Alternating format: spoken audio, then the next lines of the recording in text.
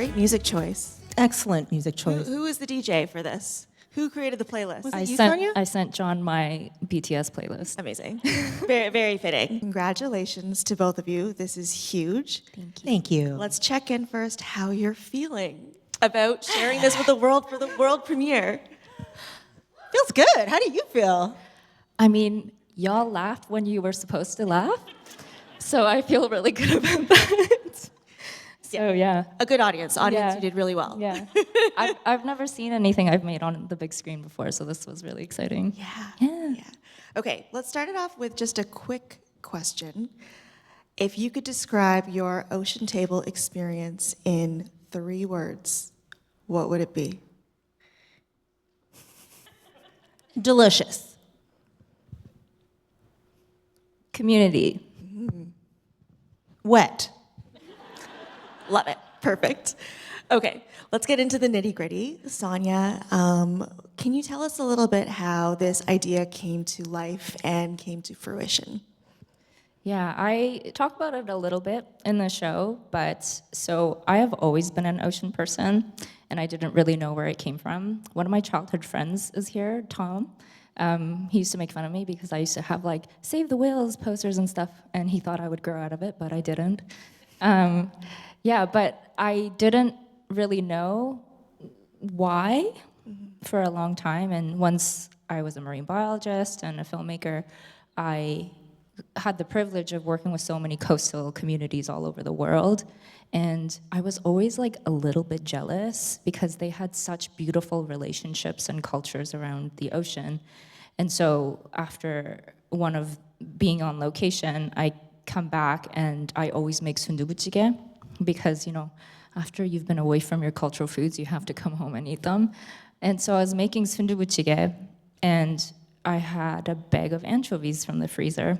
Take it out, take the head off, making stock, putting in kelp, and then putting in seafood like mussels, clams, squid. And then I was like, I wonder where my connection to the ocean comes from. And then like putting in more seafood. And then I had such a big aha moment of like, oh, maybe it's from my culture and my foods. And then once I started looking, you know, as Hannah points out in the last scene, like there's so much of it on our table, and there's so much of it in our songs and our folk tales and, you know, in our history, that I was like, oh, we come from an ocean culture, we just don't speak about it the same way that maybe some of these other communities do. So I really wanted to, you know, share that aha moment with my own community, but with, you know, other communities around the world as well. Mm-hmm.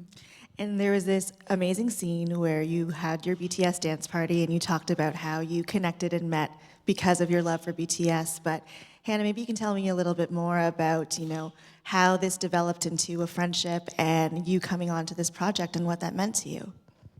Yeah, I was just so excited to be involved because I was doing something I was literally a fish out of water myself, you know.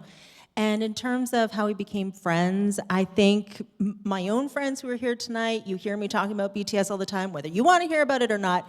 And I just think that for people who are BTS fans, part of the journey, it's not just loving a band, but I think it's a journey of learning more about yourself and connecting different parts of yourself, because I think a large part of being an immigrant kid is compartmentalizing pieces of your life in order to survive, because people outside your home maybe don't understand or don't know.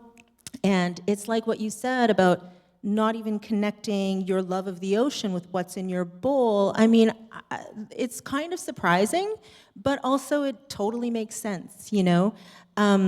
So yeah, just the fact that I was making random friendships on Instagram that wound up being so incredibly fruitful in terms of learning about myself and then each other and then community and having larger thoughts. You know, looking back, it all makes sense, but it's also kind of incredible. So I think it's very cool. I love it. I love seeing this on screen, seeing how it turned out. And to follow up on that, can you tell me about, you know, what are some of those things that you learned about yourself through doing this project? Gosh. Well, This is kind of funny because Sonya and I, this is in an episode that was not tonight's episode, but episode 2. Sonya and I had a really wonderful conversation with a chef in Calgary. And I have been known to say, you'll never catch me cry on camera.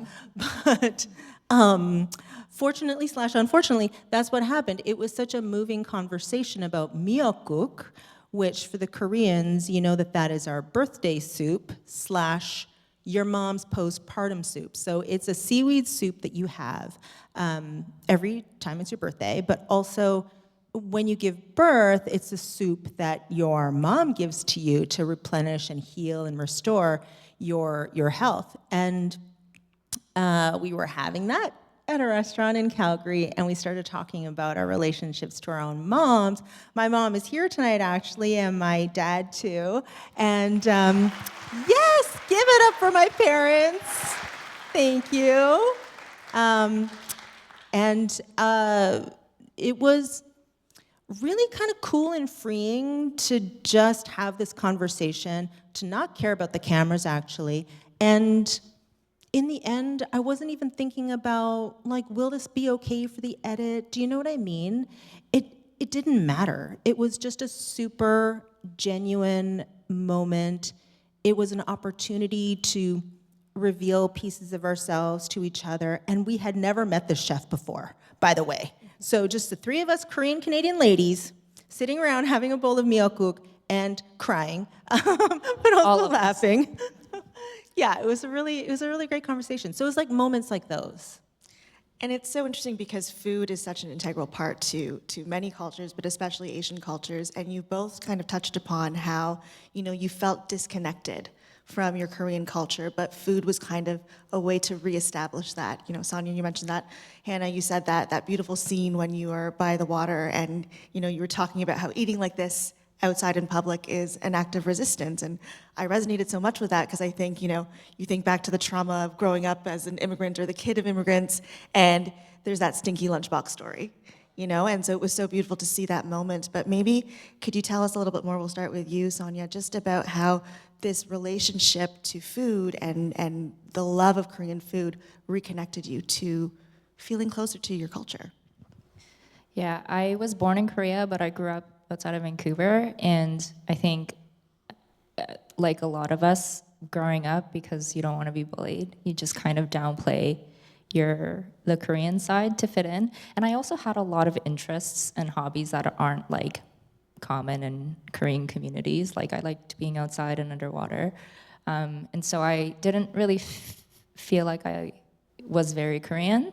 But the only thing that I felt really connected to was my mom's cooking or any sort of Korean food. So that was kind of like the one thing attaching me to our culture. And I think once, I started to get more into BTS and also, going on this like figuring out how we're connected to the ocean through our food journey, I feel like I'm becoming more like super proud to be Korean and like more connected to Korean culture in a very different way than I thought I would be. And I feel very Korean in like an ocean way, and it may not be the same as how other people feel Korean, but it's something that Hannah taught me. It's like you can be Korean however you want to be Korean.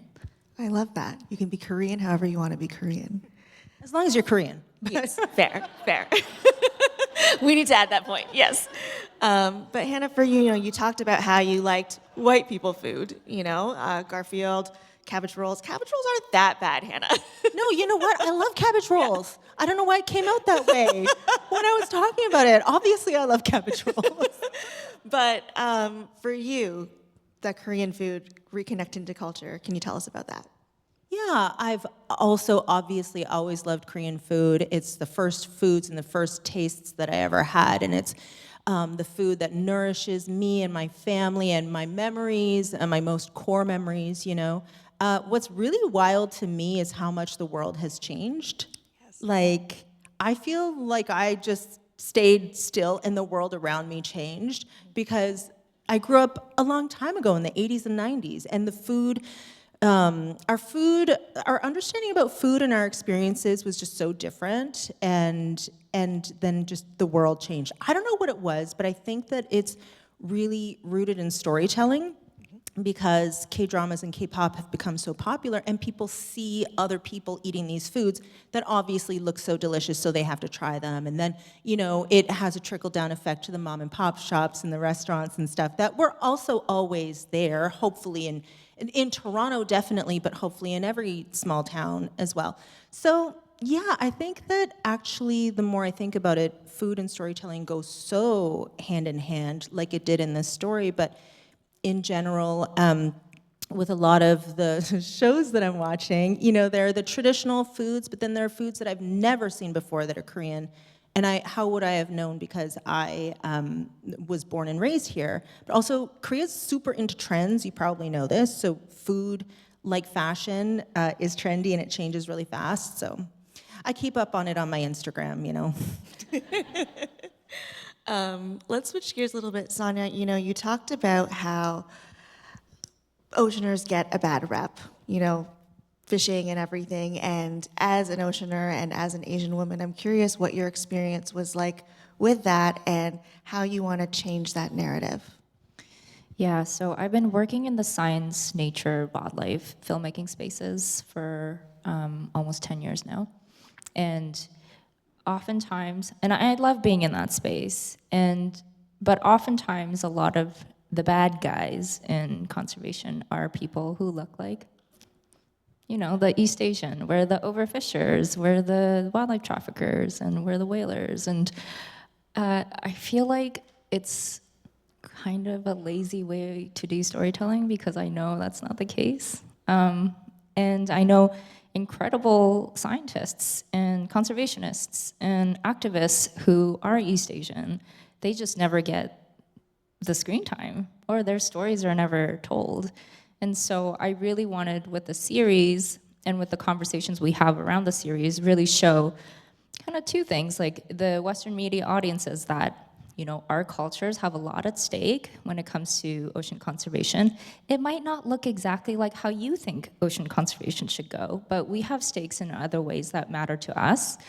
And I wanted our own communities to show how much they have at stake, and how, like, our healthy oceans matter a lot to our cultures. And so it's like a lot of connections I wanted to make and just share without making anybody feel guilty about it. And thank you for sharing these stories. Yes. I mean, I learned so much. I had no idea about the spot prawns and they're hermaphroditic and the life and how it is sustainable and all of these things. And like, it was so cool to learn that. And the fact that you are able to put this on a world stage and show everyone that, no, this is not bad. There is a sustainable way of doing is incredible. So congrats on that. Thank you. We're talking a lot about the power of storytelling, and Hannah, you are a legend. You are an icon. Yes, she is. She is. Especially for we Asian Canadians, look up to you so much. And Thank you. And you know, Canadian media is really hard. It's a really difficult landscape to be in, especially when it comes to telling authentic stories from the point of view of marginalized folks. And I would love it if you could share your experience with your extended career in media, what that's been like, and also now what it's like for you to be able to tell stories from your perspective, from your angle, and you know, have the power in that narrative, in shaping that narrative. Okay, no pressure. I have stories I can share here, and then stories I can share at the bar. Let's see. When I started my career on camera, that's how I started. There was definitely this unwritten rule that there could only be one. Do you know what I mean? I think, like, yeah. So to me, it is extremely powerful that there can be two. Did you know that there could be two Asians on camera at the same time? Who knew? Who knew? And it doesn't also only have to be during Asian Heritage Month. That's also possible. We love Asian Heritage Month. Yeah, I don't know. Again, I feel like I have kind of in ways stayed the same while the world around me has changed in many, many wonderful ways. And I just love to see it, you know. because this is the type of story that could only be told because it was the brainchild of someone like Sonya, right? Like her specific interests and her specific cultural background. Things don't need to be whitewashed and watered down to be just less specific. Let's be as hyper-specific as we can be. And the fact that this was funded by Telus and CBC, thank you so much. You know, I just feel like there is more room for stories like that now. That said, Canada's a hard place to grind. It's like, there's just not that much money. Priyanka was saying earlier, to get any creative project off the ground, you need to be funded, period, you know? And I would just love to see more and more and more Canadian stories that are, again, very hyper-specific and deeply, deeply Canadian, because that's what we should be producing. Because this is, if you ask me, the most Canadian show, right? Like, it's not weird or niche or different even, because everywhere we went to and all the harvesters and the fishers that we spoke to are Canadian. And in fact, I was having this realization recently that all the Korean food I've ever eaten in my life was made by a Canadian, because I'm Canadian, my family is Canadian, and you know, the folks who are making the wonderful food in the restaurants that I go to, they're Canadian. So I just think that this is the type of story that we should be telling more of in the future, and I see it happening, so I'm very grateful to see that. Mm-hmm. I love how you...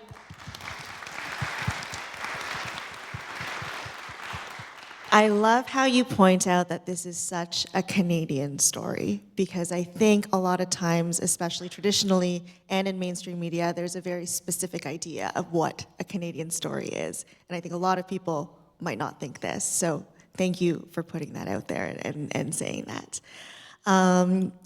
I'd love to know, we still have some time, yes. How much, what are you most proud of with this series, Sonya? I have so much that there was a lot of firsts in this series for sure. I think the thing that I'm most proud of is the level of community and collaboration that went behind the series. You know, like John and Priyanka are here, but you know, we had such a labor of love. You know, like, it's a 3-part series. It wasn't like the biggest budget. And so everyone was like really putting their heart and soul into it. And I really appreciate that.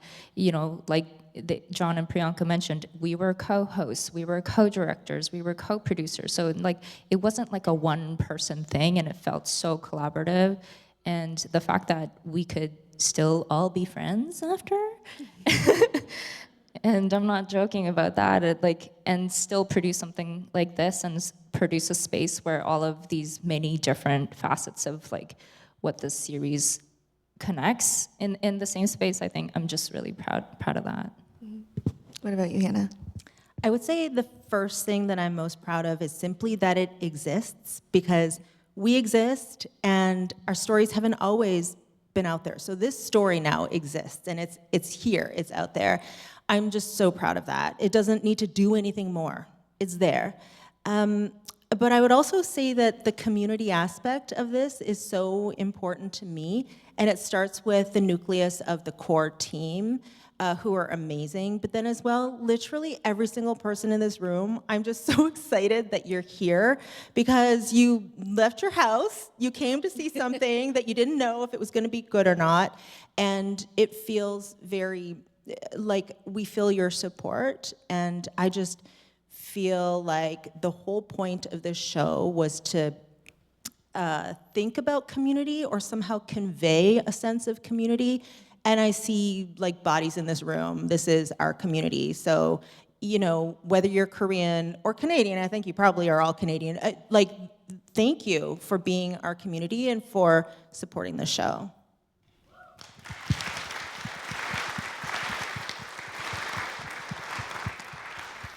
Final question. What do you hope people take away from our ocean table?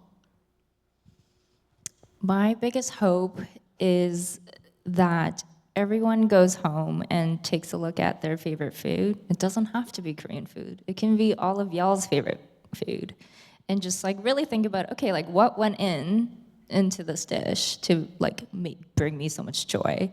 and like think about, okay, like let's check out this ingredient. How's it doing? And then just think about like, hey, how can we make sure it's doing well in our environment or wherever it's coming from, to make sure that all of us can keep enjoying this forever. And so just like that moment of reflection is like, would be my biggest hope. Hannah? I hope that people feel hungry and feel like the sense of joy. I hope that everybody has a meal with someone they like or love, and then thinks about that sense of happiness when they break bread with somebody, because I really feel like that is a sentiment that we hope people bring to a sense of conservation and environmentalism as well, because the idea of the thinking about our ocean and land, and sometimes we think about these things with a lot of dread and fear and bad feelings. So think about the way you think about food and how much you love it, and bring that sense to how we feel about the earth as well, and that sense of curiosity and enjoy. Thank you so much. I also want to thank you, Madelyn, because you are so amazing for what you've done with RepresentASIAN. Honestly, I've watched it grow from the little seedling that it was to what it is today, and I'm just so excited that you can be a part of this, and I just love to watch everything that you're doing, so thank you. Thank you so much. 감사합니다. All right, and I think, Sonya, you had one more thing that you wanted to share in terms of a shout out to the team. Yeah, I just, I think I, said it in my last thing, but, just that, John, thank you so much for being an amazing co-pilot in this, and Priyanka, and you and Joanna, thank you for, I didn't know Priyanka and Joanna before we started this, and they just took a huge leap of faith. And, Joanna always says, like, it was a good story, and, it was a unique story, and they really believed in me, and they just, we're such a big, group effort. Hannah, thank you so much for being my Sonya. co-host. I've never been on screen before, and I'm telling you now that I would not be that okay if Hannah wasn't there. I was just playing off of Hannah's professionalism, and I was just like, You did good. there for vibes. Thanks. Yeah, so thank you so much for the team and all of my community. Thank you. And you two are a great duo. Like that scene, you two are a great duo. That scene when you're walking, I don't know what the coveralls, what do you call those things? And the Ajima visors? it was yes. amazing. I didn't get to keep mine. Where's mine? It was great. All right. Thank you so much, everyone. Thank you. Thank you.